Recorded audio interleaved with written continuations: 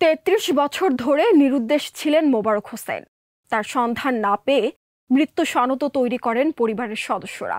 হঠাৎ ৩ দশক পর জীবিত বাড়ি ফিরে স্বজনদের চমকে দেন ৮৫ বছরের ওই বৃদ্ধ। প্রিয়জনকে ফিরে পেয়ে পরিবারও ছড়িয়ে পড়ে আনন্দ, আবেগ ও খুশির কান্না। অবাক করা এই ঘটনাটি ঘটেছে ফেনীর পরশুরাম উপজেলায়। ১৯৯২ সালে ভয়াবহ বন্যার পর নিরুদ্দেশ হন মোবারক হোসেন। তার পরিবারের সদস্যরা জানিয়েছেন, বন্যার পরে তিনি বাড়ি থেকে বের হয়ে যান, আর ফেরেননি।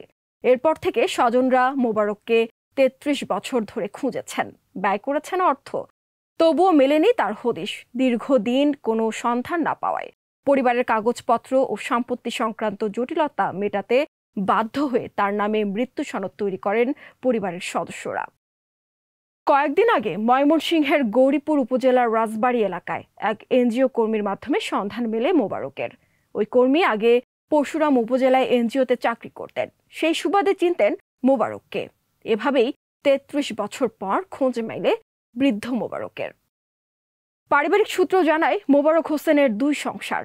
প্রথম স্ত্রী আখি আক্তারের ঘরে ৫ ছেলে ও ২ মেয়ে এবং দ্বিতীয় স্ত্রী আনোয়ারা বেগমের ঘরে ৩ ছেলে ও ২ মেয়ে।